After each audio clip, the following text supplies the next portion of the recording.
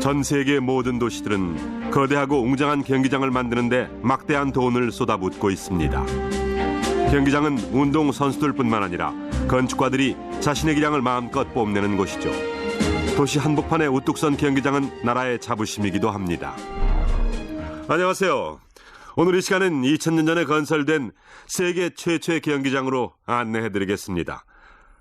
고대 경기장은 과대망상에 걸린 한 정치가가 계획하고 고대 건축기술로 완성됐는데요.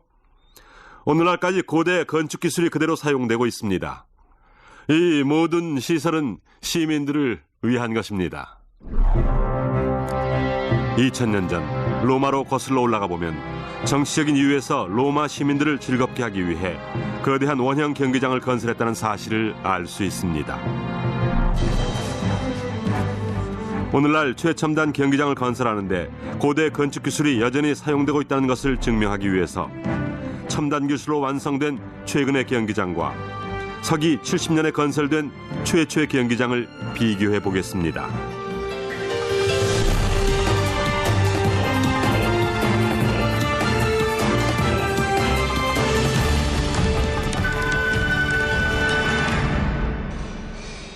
런던 외곽에 위치한 웸블리 경기장은 현재 재건축이 한창 진행 중에 있습니다. 첨단 건축 기술이 모두 동원된 이곳은 총 9만 명을 수용하고 거대한 지붕이 움직이면서 관중들을 보호하도록 설계되어 있죠. 이렇게 초현대적인 경기장을 짓는 건축 기술은 어디서부터 유래했을까요?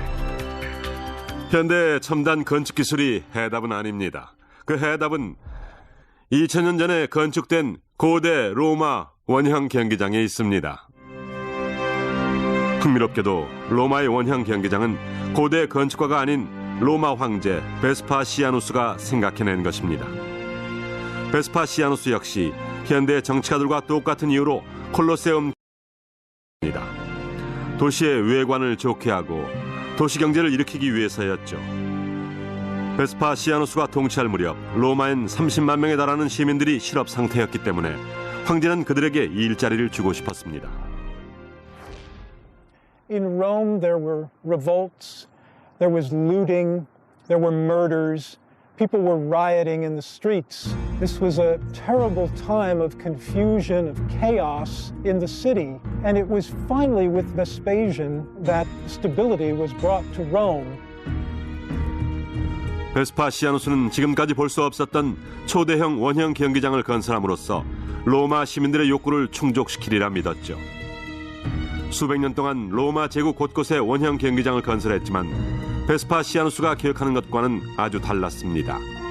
그는 5만 5천 명에 달하는 관중을 수용하면서 어느 자리든 전망이 좋고 한낮에 햇빛을 피할 수 있으며 출입하기 쉽고 먹을 음식과 볼거리가 풍부한 대형 경기장을 원했습니다. 베스파시아누스는 정치적인 이유에서 폭군 네로 황제의 황금 궁전이 있던 자리에 새로운 원형 경기장을 건설하라는 명령을 내렸죠. I think Vespasian wanted to make a statement in building the Colosseum. It wasn't just to build a wonder of the world, it was to build something in the very spot where the previous Emperor Nero had his palace. In doing this, he was saying to the Roman people, I'm making a wonder, but it isn't for myself. It's for you, and it's in this same spot. 베스파시아누스가 제시한 광대한 계획은 기술적인 문제에 부딪혔습니다. 거대한 원형 경기장 건설 계획은 혼잡한 도시 한가운데서 시작되었으니까요. 오늘날에도 로마는 좁은 도로 어딜 가나 사람들로 가득합니다. 서기 80년에도 로마는 지금과 마찬가지로 아주 복잡한 도시였습니다. 고대 로마의 모형을 살펴보면 얼마나 혼잡한 도시였는지 알 수 있습니다. 100만 명의 사람들이 4스퀘어 마일에 모여 살았다고 생각해보세요. 역사상 가장 인구 밀도가 높은 거대한 도시였습니다. 혼잡한 도시 한가운데 건설을 하다 보면 꼭 필요한 것이 물건을 똑바로 들어올리는 크레인이었습니다. 다행히 로마인들은 30m가 넘는 높은 수로를 건설할 때 쓰던 장비가 있었습니다. 로마 시대에 사용되던 크레인에 대한 단서는 로마의 건축 개발업자였던 하테리어스의 무덤 벽면에 있습니다. 문제는 고대 크레인이 얼마나 정확하게 작동했을까 하는 것인데 전 세계를 찾아다닌 끝에 사용 가능한 모형을 독일에서 찾았습니다. 이것은 고대 로마의 크레인과 똑같은 모형인데요. 크기도 크고 모양도 근사합니다. 그러나 작동하지 않기 때문에 우리가 직접 만들어 보기로 했습니다. 우린 캘리포니아 남부에 사는 솜씨 좋은 목수이자 건축업자인 데이빗 노튼에게 부탁했습니다. 데이빗은 자신의 기량을 최대한 발휘해서 실제로 작동하는 고대 로마의 크레인 모형을 만들 것입니다. 여기서 실제 크기와 똑같은 완벽한 모형을 원하는 것이 아닙니다. 로마 크레인의 다양한 기능을 보여줄 수 있는 모형을 원하는 것이죠. 작업실에서 할 만한 일은 아니어서 우린 근처 들판에서 작업을 계속했습니다. Well, the most daunting part to recreating this Roman crane was actually moving those huge beams that make up the A-frame. Those are literally half trees, and moving them is really no small feat. 제한된 시간과 돈을 가지고 만든다는 것은 절대 쉬운 일이 아니지만 베스파시아누스 황제 밑에서 일하는 것 또한 쉬운 일은 아니었을 겁니다. 크레인은 고층 건물 공사에서 흔히 볼 수 있는 건축 장비입니다. 하지만 영국의 웸블리 경기장 재건축 현장에서 사용되는 크레인들을 보면서 이것이 고대 로마 크레인에서 발전한 것임을 생각하면 정말 대단하죠. 데이빗 노튼은 사흘 동안 꼬박 톱질하고 망치질을 했습니다. 이제 그의 능력을 확인해 보기로 하겠습니다.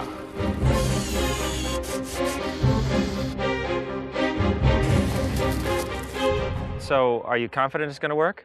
Well, we'll find out Let's right do it now. right now. Crunch Okay, time. come on, Lead the way, let's go. Chief. Now, I understand there are some very serious do's and don'ts about operating this thing, right? Absolutely. So tell me. Absolutely. Well, you've got a couple of spokes here that could take your head off if you actually got your head out there while it's spinning. Okay, so I should stay in the cage. Keep That's rule hands number and one. arms inside the cage Okay. at all times. Okay, good. Grease. Yeah, looks ugly. Very nasty to get on your clothes, will not come out. Okay, here I go.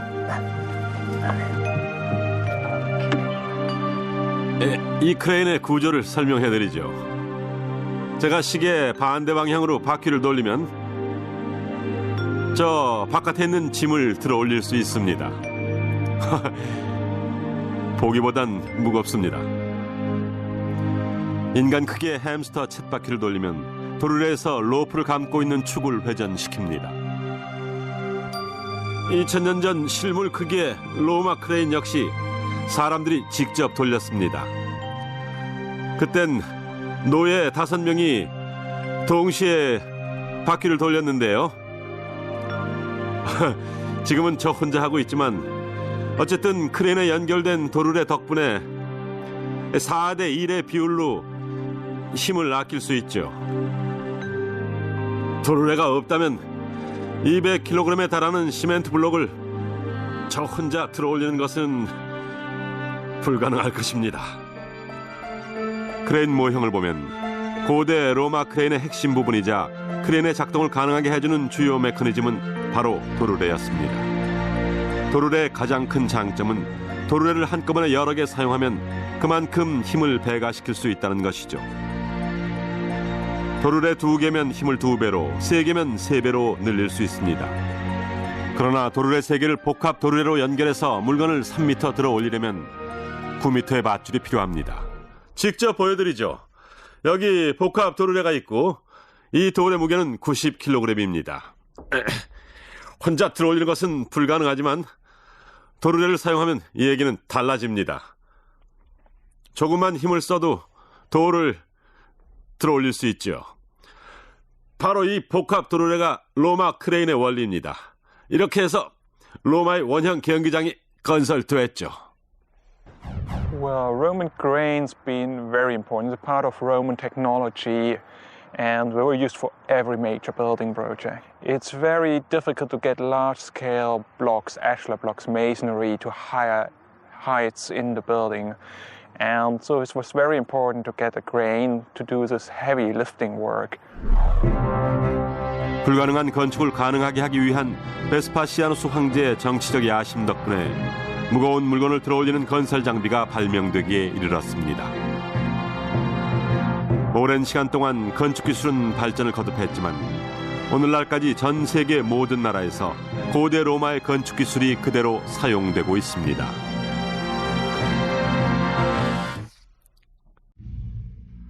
서기 70년 로마 황제 베스파시아누스가 이 웅장한 경기장의 건설을 명령했습니다. 로마의 건축 기술자들은 골머리를 앓았습니다. 5만 명을 수용하는 관중석은 처음 듣는 얘기였고 햇빛 가리는 차양은 꿈에서나 가능한 일이었으며 지지대 없이 50m에 달하는 높은 벽면은 현실 불가능한 일이었죠.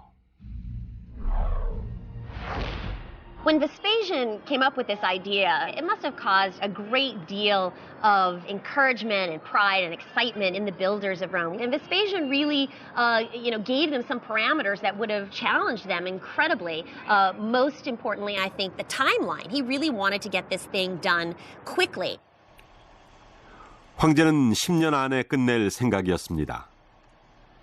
모든 걸 차치하더라도 네로 황제의 연못이 있던 자리였기 때문에 물을 빼내는 것만도 쉬운 일이 아니었을 것입니다. One problem was just to put it in an area that had been a lake. You needed to drain the lake. You needed to make sure that you had a proper bedding for the building because you were going up many, many feet into the air. And so you needed good, strong bedrock to do this. And we know that the Romans were natural historians, were geologists. 호수의 물을 빼내기 위해서 로마의 건축가들은 테베레강 쪽으로 기울어지도록 도랑을 깊게 팠습니다. 호수의 물이 자연스럽게 강 쪽으로 흘러가기 위해서였죠. 그 다음 로마의 건축가들은 수많은 크레인을 가져와서 거대한 원형 경기장을 건설하기 시작했습니다.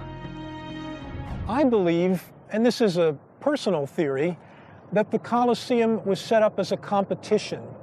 That there were different workforces, different collegia perhaps, different groups of people who were competing on this to see who could finish it first. And we see that the building seems to have been put up in halves, even quarters. It's not all uniform. 콘크리트 역시 경기장 건설에 꼭 필요합니다. 웸블리 경기장 공사에도 거의 8만 4천 입방미터에 달하는 콘크리트가 사용됐죠. 콘크리트는 어디서 유래했을까요? The ancient Romans! 그렇습니다. 고대 로마인들은 자연으로부터 콘크리트를 얻었습니다. 여기 있는 화산재를 물에 섞으면 바위처럼 단단해지죠. 원형 경기장이 완공되기 1년 전 베수비오 화산이 폭발했습니다. 화산재가 폼페이시를 완전히 휩쓸었고 폼페이 시민들은 끔찍한 돌 조각으로 변했습니다. 시멘트의 원료가 되는 화산재는 고대 로마인들이 원형 경기장 건설에 사용한 콘크리트의 중요한 원료였습니다. 여기 있는 화산재에 석회가루 조금과 자갈 조금 그리고 티베레강에서 떠온 물을 섞으면 콘크리트가 되는데요. 이것은 현대 콘크리트보다 더 튼튼합니다. And they combined that with making wooden shuttering. They could actually build things in wood and then pour the concrete in, slake it carefully, cure it, dry it, and they were able to make enormously strong structures. 크레인과 콘크리트 덕분에 웸블리 경기장 같은 거대한 구조물이 가능한 것입니다. 여기서 또 중요한 것은 바로 아치형 구조입니다. 영국의 웸블리 경기장 공사에서 아치형 구조는 굉장히 커서 런던에서도 볼 수 있고 넓이가 4만 4천 평방미터에 달하고 무게가 630만 킬로그램에 달하는 지붕을 떠받칠 수 있다고 합니다. We went through a lot of design options before we got to the arch. We had various towers and big beams and things, but we never felt any of them really really spoke about the building like the arch does. And the arch came out of a design session we had in our office one Friday afternoon, and we hadn't been drinking, but it just seemed to be an instant answer to somehow representing what sport is in the 21st century. There's something triumphant about it. It worked very efficiently, it held up our roof, it was a good economic solution, and it just is perfect. 아치형 구조 역시 고대 로마에서 유래합니다. Romans are able to take these forms and they're able to load onto them, onto these vaults, enormous weight. And they're able to actually channel a lot of these weights away onto massive piers. But they still wanted their building to look Greek-like. And so in the exterior of it, they added what we call half columns.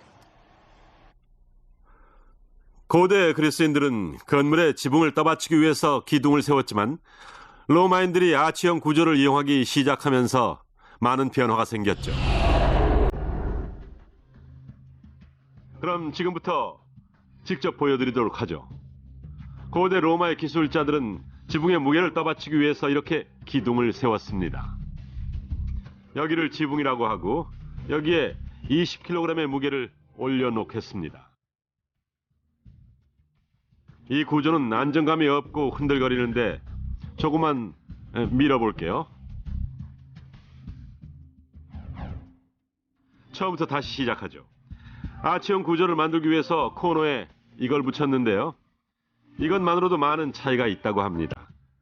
여기에 아까처럼 20kg의 짐을 올려놓고 어떻게 되는지 보겠습니다.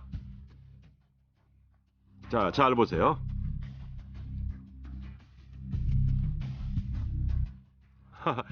아치형 구조는 훨씬 더 튼튼하고 바위처럼 단단합니다. 이렇게 튼튼한 아치형 구조 덕분에 고대 로마의 원형 경기장이 완성될 수 있었습니다. 아치형 구조는 반원형 덕분에 더 많은 무게를 지탱할 수 있습니다. 아주 특별한 방법으로 한 곳에 집중되는 하중을 분산시키기 때문입니다. 많은 아치형 구조로 건설된 콜로세움은 건축 역사의 한 획을 긋는 혁명적인 건축물이었죠. 아치형 구조 덕분에 콜로세움엔 출입구가 아주 많았고 하중을 지탱하는 아치형 구조의 놀라운 힘 덕분에 2층도 3층도 아닌 4층 건물에 관람석이 15층에 달하는 경기장 건설이 가능했고 건축 당시 유례가 없던 선진 건축 기술은 오늘날까지 경기장 건설 현장에서 그대로 사용되고 있습니다. And the time in which the Colosseum was built was an age of the master architect. The emperors turned to geniuses. In Nero's time, it was Severus and Caelare. In Domitian's time, it was a man named Rabirius. And in the time of Vespasian and the Colosseum and Titus, we know it was a very great mind with a master plan and a master pre-planner, but we don't know his name. 고대 로마 원형 경기장이 완공될 즈음 경기장 안엔 다양한 편의시설이 눈에 띄었습니다. 오늘날까지 전 세계 모든 경기장에서도 볼 수 있는 똑같은 시설이었죠.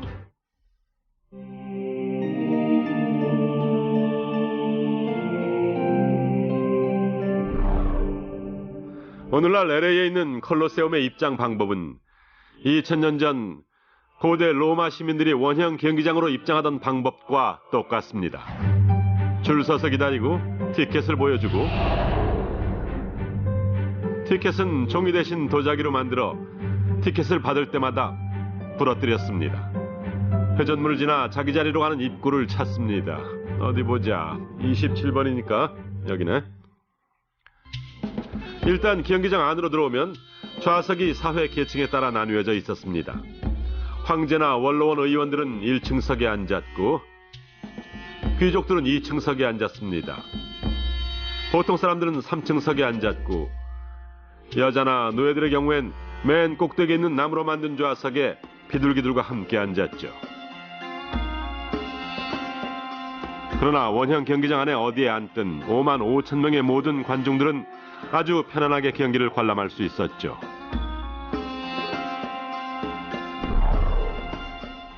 하지만 그것도 쉬운 일은 아니었죠.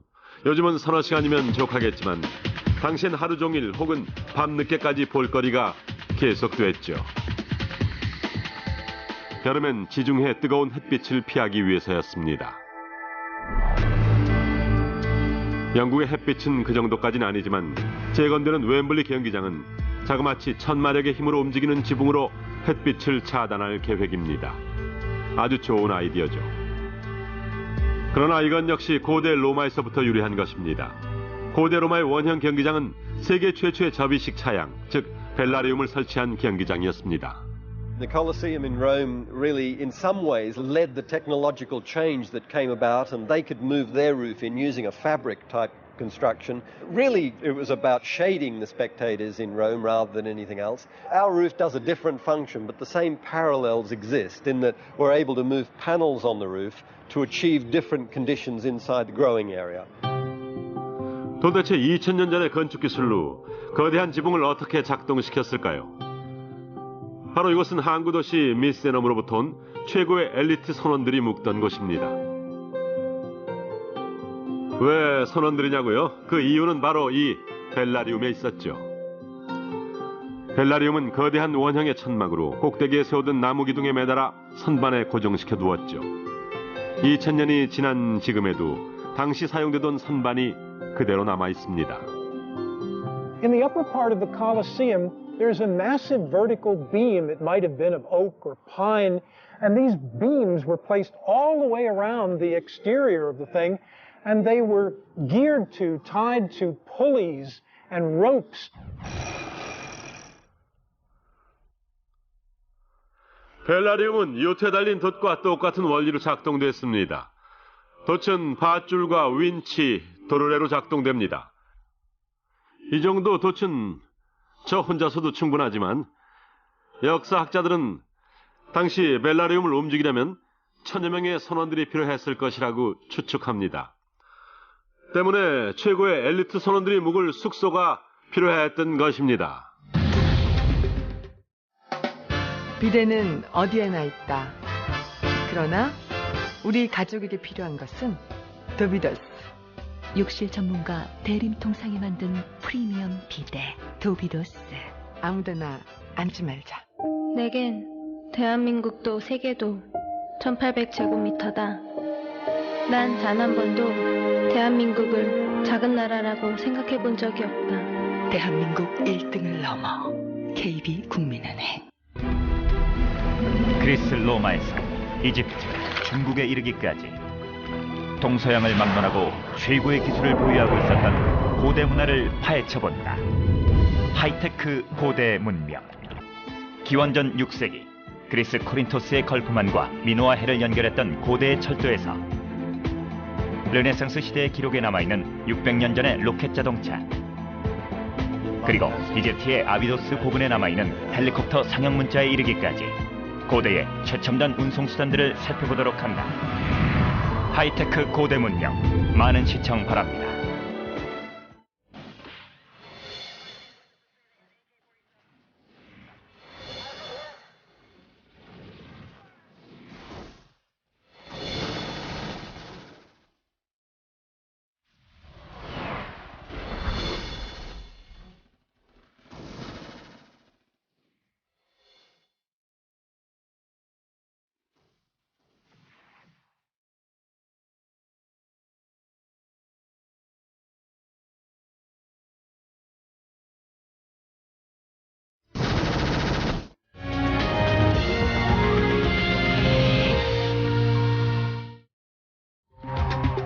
한창 경기를 벌이는 선수들이나 구경하는 관중들이 열을 식히려면 햇빛을 차단하는 지붕 이상의 것이 필요합니다.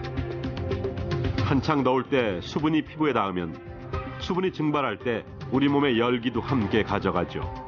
이것은 어디서 유래했을까요? 역사학자들에 따르면 콜로세움 곳곳에 향수탄 물을 뿌릴 수 있는 장소가 있었다고 합니다. 땀에 흠뻑 젖은 로마 관중들을 시원하고 향기나게 해주는 좋은 아이디어였죠. 모든 사람들을 편안하게 해주는 또 다른 장소는 화장실이었습니다. 웸블리 경기장엔 2,500개 이상의 공중 화장실이 들어설 것이라고 합니다. 간단히 말해서 냉방장치나 식수대, 화장실 시설에서 물은 없어서는 안 될 가장 중요한 요소입니다. Water's crucial to all civilized life, really, and stadiums no less than everything else, particularly where events go on a long time or in hot countries and things. You need to be able to provide drinking water. You also need, obviously, sanitation, which is perhaps more of an issue now than in times past. 콜로세움을 계획하던 시기에 로마인들보다 물 관리를 더 잘했던 사람들은 없었습니다. 다른 사람들이 우물에서 물을 길어 등에 지고 나르는 동안 로마인들은 놀라운 수로 시스템을 완성했고 그 중에 일부가 지금까지 남아 있습니다. 로마인들은 로마 제국 전역에 수로를 건설함으로써 흐르는 물을 공급하는 기적을 일으켰습니다. 1세기 말경 로마는 총 길이 480km에 달하는 10개의 수로를 통해서 물을 공급받았죠. 당시 공급되는 물의 18%는 황제가 쓰고 38%는 시민들이 개인 용도로 사용하고 나머지 44%는 공공시설에 이용됐다고 합니다. 또 한 가지, 로마인들은 공공목욕탕에 물을 공급하기 위해서도 수로를 이용했습니다. 지금은 당연한 일로 여기지만 고대 로마 시대 정기적으로 공공목욕탕 시설을 이용할 수 있었다는 것은 가히 혁명적인 사건이었다고 할 수 있습니다. 수로를 통해 흐르는 물은 아름다운 분수와 우물, 공공 화장실에도 공급됐습니다. 당시로선 매우 놀랍고 진귀한 시설이었고 물론 콜로세움도 마찬가지였죠. 콜로세움과 로마 시대 일부의 물을 공급하기 위해서 고대 기술자들은 언덕 위에 거대한 저수지를 건설한 뒤 나머지는 중력이 알아서 하게 했습니다. 수로의 각도를 조금씩만 낮춰주면 물은 저절로 콜로세움까지 흘러내렸죠. 저수지에서 흘러나와 이곳에 도착한 물은 100여 개에 달하는 식수대와 화장실, 그리고 콜로세움의 모든 층으로 공급됩니다. 여기서 궁금한 게 하나 있는데요. 고대 시대 펌프도 없이 어떻게 50m 높이까지 물을 끌어올릴 수 있었을까요? 당시엔 사이판이라고 하는 관이 있었는데요. 이 플라스틱 관을 로마의 물 공급 체계라고 가정하면 여긴 언덕 꼭대기고 밑은 콜로세움, 여긴 콜로세움의 맨 위층이죠. 저수지의 물이 수로를 따라 언덕을 내려가다가 어느 순간 탄력을 받으면 콜로세움 꼭대기층에 있는 식수대까지 물이 올라갑니다. 이렇게 고대 로마인들은 펌프 없이도 물을 공급할 수 있었죠. 몇몇 역사학자들은 콜로세움에서 대규모 해전을 벌이는 모의 해전시호를 연출하는데 물을 이용했다고 합니다. 하루 만에 경기장 바닥에 1.5m의 물을 채울 정도로 콜로세움의 수로가 넓었다고 합니다.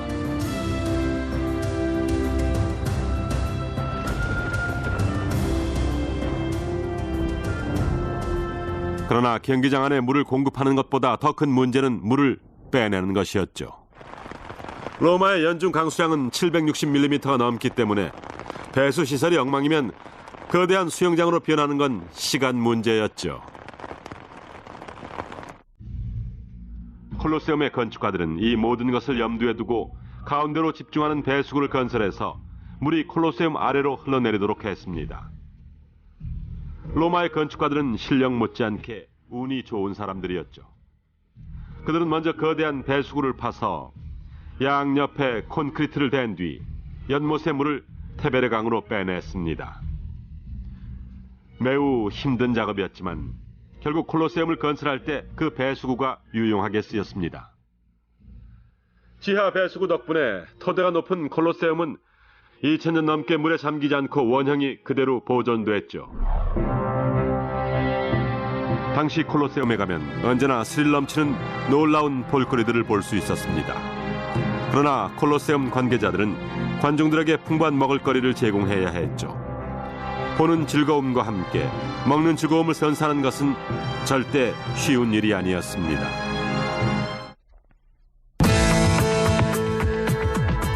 이곳은 샌디에이고 파드레스 팀의 홈구장인 펫코 경기장입니다. 다른 경기장에서처럼 이곳에서도 야구 경기에서부터 락 콘서트, 화려한 불꽃놀이까지 다양한 볼거리가 진행됩니다. 새로 재건축되는 웸블리 경기장도 마찬가지죠. This building is very much designed as a 7-day-a-week building. There will be functions, there'll be activity, there'll be restaurants open, there'll be banquets and conferences held in this building pretty well every day of the year. 오늘날 경기장은 다양한 용도로 쓰입니다. 스포츠 경기뿐만이 아니라 경기장 한복판의 거대한 무대에서 연극과 콘서트도 공연되죠. 관중들은 대개 무대에 집중하지만 전 무대 뒤에서 벌어지는 일에 더 관심이 많습니다. 뚜껑문, 엘리베이터, 무대 뒤의 드레스룸, 아래층 보관 장소까지 무대와 관련된 모든 기술은 로마의 콜로세움부터 시작됐습니다. One of the things about the Colosseum that I'm most fascinated with is its theatrical aspect. The Colosseum was a show. It wasn't just gladiator fights. It wasn't executions only. It was a full-scale spectacle. From morning to night. 2000년 전 고대 로마인들은 빅쇼에 대한 개념을 발명했습니다. 며칠씩 검투사와 야생동물, 모의해전 같은 공연이 계속됐고 콜로세움엔 정교한 무대, 거대한 기계장치, 다양한 소도구, 그리고 분장실까지 있었죠. 호화로운 볼거리가 가득한 로마의 콜로세움은 오늘날의 라스베가스였습니다. I think a Roman going into the Colosseum would be absolutely dumbfounded for the first time. They would have been dazzled both by the engineering and by the spectacle that they see. When I walk into the Colosseum, I am amazed at the engineering sophistication that went into this. And at the same time, I'm overwhelmed with a sense of horror. This is, after all, a monument to one of the most horrible things that has ever taken place in the history of man. 영화 글래디에이터는 비교적 정확하게 콜로세움에서 공연된 다양한 볼거리를 재현시켰습니다. 매일 아침 야생 동물들과 함께 가벼운 볼거리가 진행됐습니다.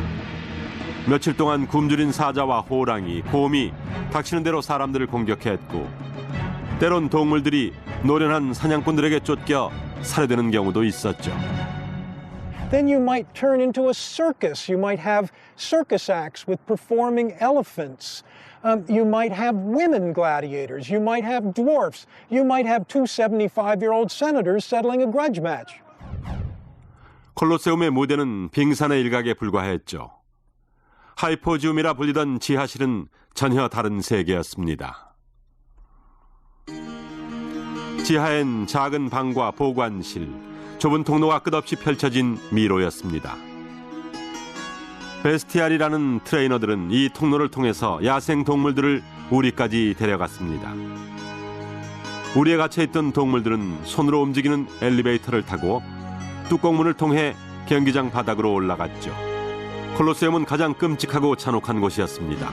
예를 들어 그리스의 비극이 공연될 때 대본에 누군가 죽는 장면이 있다면 보통 그 역할은 범죄자가 맡아 실제로 살해됐습니다. 우리로선 상상도 못할 일이었죠.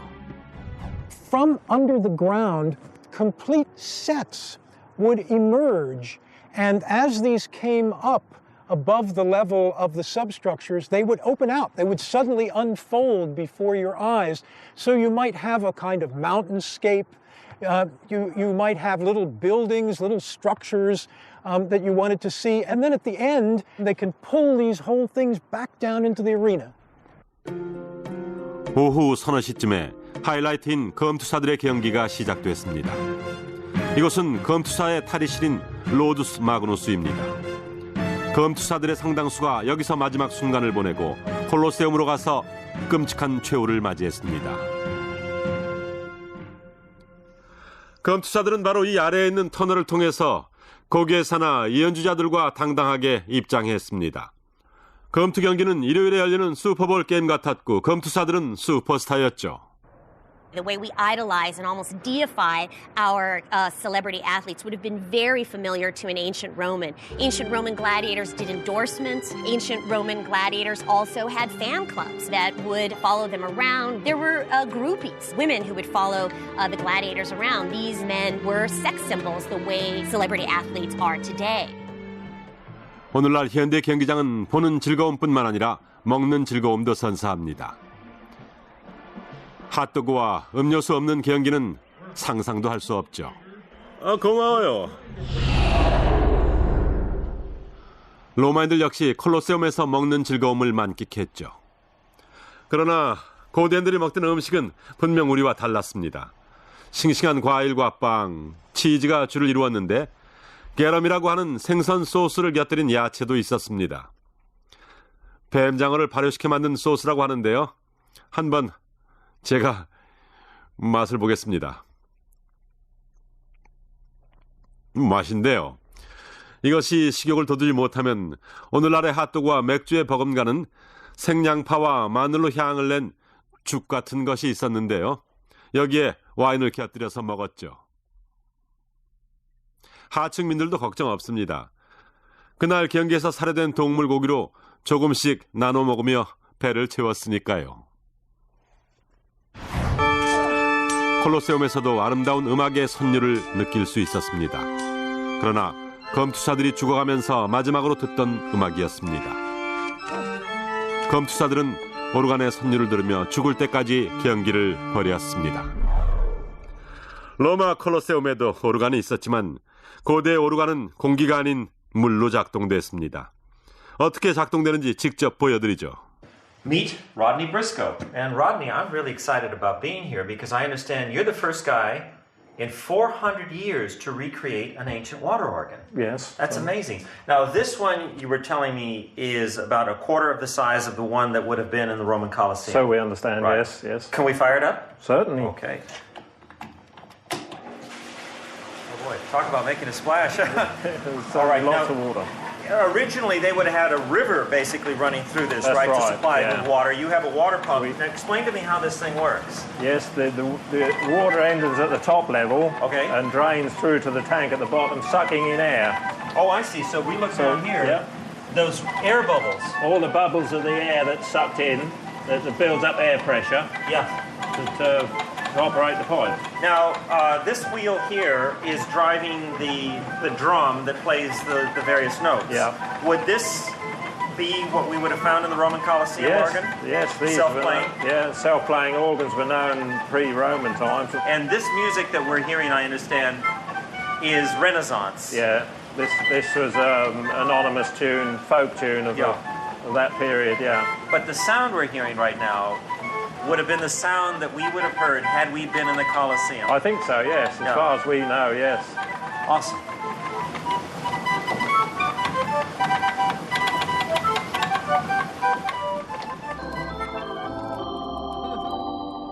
오늘날에도 로마 콜로세움의 전통은 계속되고 있습니다.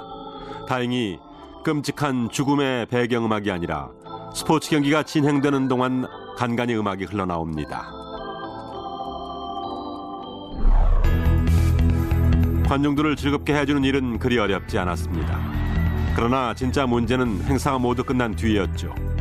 안전하고 효과적으로 아무런 충돌도 없이 흥분한 관중들을 한꺼번에 내보내는 것은 쉽지 않았습니다. 그렇다면 어떻게 5만 5천 명에 달하는 관중들을 경기장 밖으로 내보낼 수 있었을까요? 1989년 샌프란시스코 월드 시리즈의 첫 경기가 진행되는 동안 갑자기 진도8의 강진이 일자 겁에 질린 5만 5천 명의 관중들이 한꺼번에 경기장 출구로 향했습니다. 다행히 경기장 출구는 대량 이동이 가능하게 설계됐고 모두 무사히 빠져나올 수 있었죠. I think the San Francisco earthquake vindicated that the systems in place for exiting a stadium were adequate. 안전한 경기장을 건설하는 방법은 어디서 유래했을까요? 모든 것은 로마의 콜로세움에서 시작됐습니다. 군중 통제 개념을 도입한 것도 바로 로마인들이었죠. 검투 경기 티켓은 무료였기 때문에 콜로세움은 소리치기 좋아하고 갖가지 소동을 일으키는 5만 5천 명의 관중들로 항상 만원이었습니다. 콜로세움 안으로 관중들을 안전하게 입장시키는 것은 아주 쉬웠습니다. 콜로세움엔 입구만 77개가 있었기 때문이죠. 문제는 그 많은 관중들을 안전하고 질서정연하게 퇴장시키는 일이었죠. 그때나 지금이나 볼거리가 모두 끝나면 모든 사람들이 동시에 출구 쪽으로 향하니까요.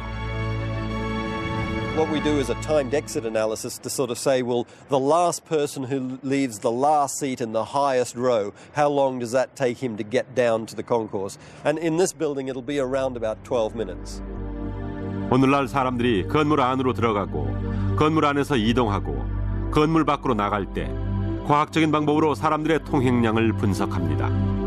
쇼핑몰이나 유람선, 카지노, 박물관 또는 경기장을 설계하는 건축가들은 사람들의 통행량을 바탕으로 설계를 시작하죠. 건축 관련 법안 역시 통행량을 먼저 분석하라고 요구합니다. Everything is about safety. Everything is about you as a spectator enjoying your day and feeling safe. 2000년 전 사람들의 통행량을 연구한 흔적은 없었습니다. 군중 통제 법안도 없었고 5만 5천 명을 한꺼번에 수용하는 거대한 건물도 없었죠. 따라서 콜로세움의 건축가들은 모든 것들을 본능에 의지해야 했습니다. 역사학자들은 콜로세움의 출입구와 통로가 완벽했기 때문에 5만 5천 명에 달하는 관중들이 경기를 즐기고 안전하게 빠져나가는데 15분도 안 걸렸다고 합니다. 아주 경이로운 기록이었죠. So it is pretty impressive that they managed to achieve the sort of exit times not dissimilar to what we're exiting our modern stadia with. Perhaps we're able to define it a little bit more clearly than they were able to, but the same net result. 지금까지 이 문제를 실제로 실험해 본 사람은 없었습니다. 따라서 우리가 5만 5천 명의 관중들이 15분 만에 로마 콜로세움을 빠져나갈 수 있을지 최초로 실험해 보기로 했죠. 먼저 스텝스라는 소프트웨어에 고대 경기장의 중요한 통계치를 입력했습니다. 스텝스는 소방안전 전문가들이 건물 소개 시간을 확실히 알기 위해 개발한 것입니다. 컴퓨터로 만든 모형을 통해서 콜로세움의 모든 관중들이 자리를 떠나 어떻게 출구까지 이동하는지 확인할 수 있었죠. 스텝스를 통해서 모든 사람들이 빠져나가는 시간을 조사한 결과 역사학자들이 틀렸다는 사실이 밝혀졌습니다. At this time, we've determined that it will take at least 20 to 25 minutes. 콜로세움의 건축가들은 퇴장 시간을 줄이기 위해 어떻게 했을까요? I think one of the first things would be to try to reduce the slopes of the stairs. The second thing I would have suggested would be to increase the width of the stairs because lots of little stairs help in many ways to break up the crowd. The last thing would be actually increasing the size of the openings from the stadia seating area to the interior of the Colosseum. 컴퓨터 모형을 보면 콜로세움은 상류층들이 먼저 퇴장하기 편하게 건설됐다는 것을 알 수 있습니다. 실제로 부자들이 앉는 좌석 근처의 출구 수가 훨씬 더 많고 훨씬 더 넓었습니다.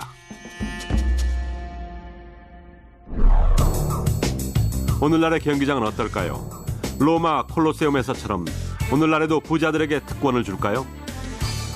비싼 좌석에 앉은 사람들이 더 쉽게 빠져나갈 수 있을까요? 2000년 전 로마인들처럼 빨리 경기장을 빠져나갈 수 있을까요? 우린 페코파크 경기장 건축가에게 직접 물어보기로 했습니다. It doesn't matter whether you're sitting in an expensive seat close to the action or a cheap seat at the top deck. The speed at which you are able to exit is designed to be the same walking speed. Now, people in the lower deck probably get out of the park sooner than you do from the upper deck because you have farther to travel down the ramps and exit stairs from the upper deck.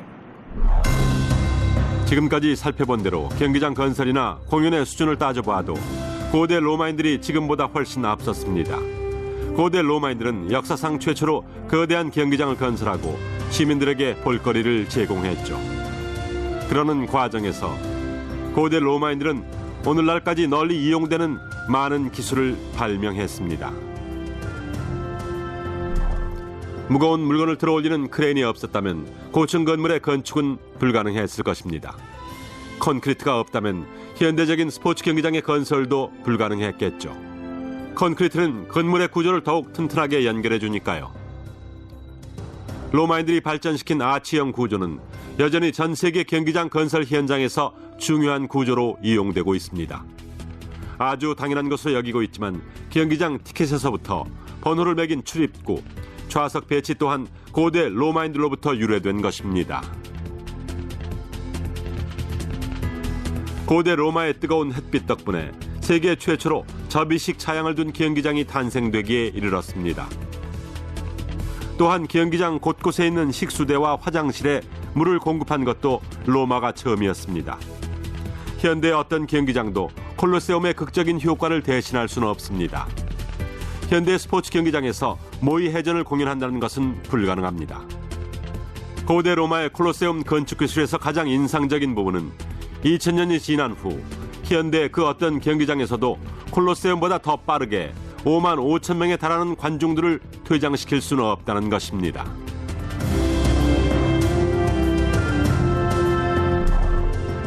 결국 우린 2000년이 지난 후에야 이제 겨우 로마의 웅장한 콜로세움 건축 기술을 따라잡을 수 있게 된 것입니다. 지금까지 마이클 길리언이었습니다. 다음 시간까지 안녕히 계십시오.